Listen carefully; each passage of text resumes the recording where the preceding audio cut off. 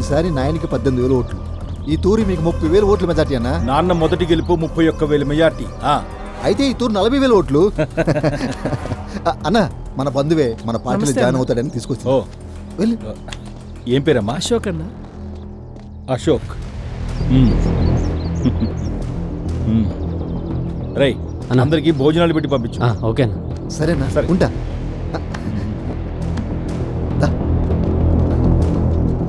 జాగ్రత్తగా చూసుకో. చూసుకుంటాను. ఓకే చూసుకో.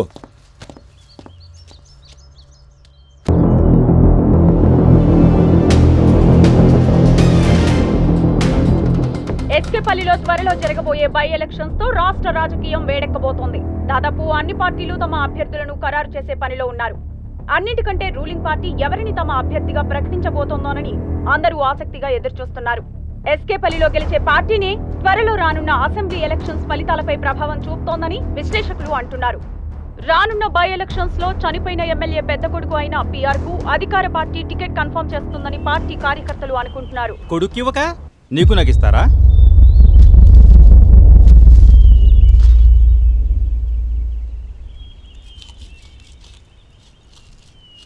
ఏంది బాబాయ్, నిన్న పిన్ని పెళ్ళికి పోతా అందే? ఒక అత్త పోతే 2 అత్త ఉందిలే. ఉండరా, వాడు రాబోతాడు. ఉక్రెయిన్ వారిలో ఎవరు గెలుస్తారు బాబాయ్? చూద్దాం. ఉక్రెయిన్ యుద్ధంలో రష్యాని మోడీ బాగా నమ్ముతున్నాడు రా. ఎవరిని నమ్మాలి? ఆ అమెరికాను నమ్మాలా? దాన్నే అంటారు అంతర్జాతీయ రాజకీయం అని. ఎవరో ఒక పక్క కాదన్నట్టుండాలా, అదే అలీనోద్యమం. అలీనోద్యమం సరే, ఆ రష్యా వన్ సపోర్ట్ లేకపోతే చైనా వాడు మనల్ని చిత్తు చేసేస్తాడు కదా. అరే భారత్ అంత బలహీనం కాదురా. 70 ఏళ్లలో చైనా ఏం పీకింది? ఇప్పటికే ఒకసారి యుద్ధంలో ఓడిపోయాం. మొన్ననే 20 మంది జవాన్లను కోల్పోయాం. మన జిల్లా నుంచి ఒక పిల్లడు కూడా పోయాడు. 20 మంది జవాన్ల చావుకు మన భారత దళాల కమాండర్లు, రాజకీయ నాయకులు తప్పుదం చేశారు. ఎంక్వైరీ చేసి కమాండర్లు ఇంటికి పంపాలా, గూఢచార వ్యవస్థను పటిష్టం చేయాలా. రాజకీయ నాయకులకు మాత్రం దండలు, బాధ్యత ప్రభుత్వాన్నే కదా. రే దేశంలో ప్రతిపక్షం ఎక్కడరా? గట్టిగా మాట్లాడక బాబాయ్, ఈడీ సిబిఐ కేసులు ఓపెన్ చేస్తారా?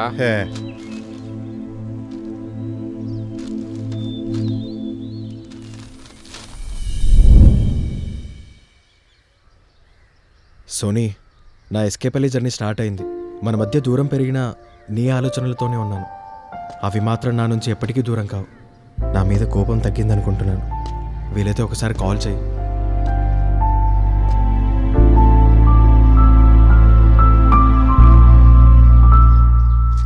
అంతా ఓకే కదా? సెట్ చేయండి. ఓకే, వాళ్ళు వచ్చారు, వెళ్ళి చూడు. సార్ నమస్తే. నమస్తే, బాగున్నారా? బాగున్నాను. నమస్తే, కూర్చోండి.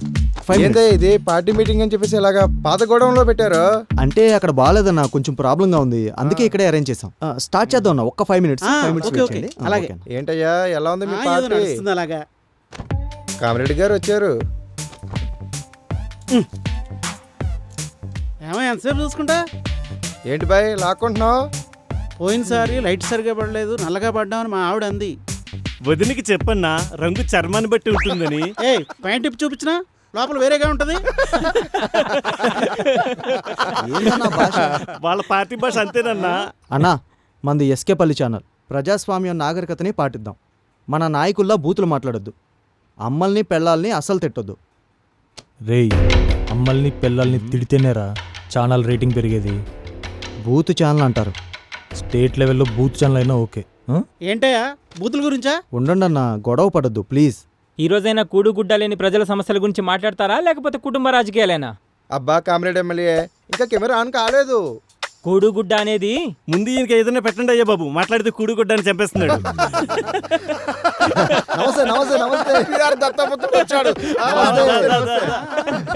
ఏంటి బాబా లేటు? ఎప్పుడొస్తే బావా, గెలిచేది మా పార్టీయే. 40,000 ఓట్ల మెజార్టీ మాదే. ఇంకేముంది మాట్లాడుకోండి ఇక్కడ. వస్తావు, పిఆర్ అన్న పాట పాడతావు. పిఆర్ అన్న చొక్కేస్తే మాస్, పిఆర్ అన్న కూకుంటే మాస్, పిఆర్ అన్న ఉచ్చపోస్తే మాస్. ఓరి నీ పాసుగాల, మీరు ఎన్నైనా మాట్లాడుకుండయా, గెలిచేది మాత్రం పిఆర్ అన్నే. పెద్ద ఆయనకి 30,000 ఓట్ల మెజార్టీ, పిఆర్ అన్నకి 40,000 ఓట్ల మెజార్టీ. గెలుపు మాదే కదా. ఇంకేంటయ్యా మీరు? ఏంటంటే రాబోయే 5 నెలల్లో పిఆర్ గుడ్డలుప్పి డాన్స్ చేస్తాడా? చేస్తే 30,000 గ్యారంటీ. ఎందుకండి సరే, అరే ఎందుకే కంగారు పడుతున్నారు? ఇంకొక 5 నెలలు ఆగండి, గెలిపోవడంతో చూస్తారు కదా అందరూ. వీళ్ళ పార్టీ పోటీ లేదంటుంది, నాయన పోయాడు, పిఆర్కి సింపతి. అదే మా పార్టీలో ఎమ్మెల్యే పోతే ఆ ఫ్యామిలీని అపోజ్ చేయరు అసలు. మంచిదే, ఎట్లాగూ గెలవదని తెలుస్తుందిలే. ఎలాగైనా ఓడిపోతారని ఏదో ఒక సాగు చెప్పడం. వీళ్ళకి మీడియా మాఫీ ఉందండి, అది చాలా మంచి నిర్ణయం అని ప్రజలు నమ్మేస్తారు వీళ్ళు. మీ పేపరు మీ పార్టీ కరపత్రం కదా. ఆగండి, పేపర్ గురించి మీరు మాట్లాడుకోవాలి. మరి ఆ గుర్తు ఒకటే పేపరు, మీకు 10 బినామీ పేపర్లు ఉన్నాయి కదండి బాబు, దానికోసం మీరు మాట్లాడరు. శేఖర్ సమితి పార్టీకి నువ్వే ఎమ్మెల్యే. వీళ్ళది ధనిక రాష్ట్రం పార్టీ, రేపొద్దున దేశాన్ని కూడా ధనిక దేశం చేస్తారు. ధనిక రాష్ట్రం పార్టీ కాదు, ధనిక కుటుంబం పార్టీ. అది జాతీయ లెవెల్ పార్టీ. మా పార్టీ దేశాన్ని ఎక్కడికో తీసుకెళ్తుంది. క్యాబినెట్ మొత్తం కుటుంబమే ఉంటుందా? కుటుంబంలో మనుషులు చాలకపోతే ఇంటి కుక్కను కూడా మినిస్టర్ని చేస్తారు.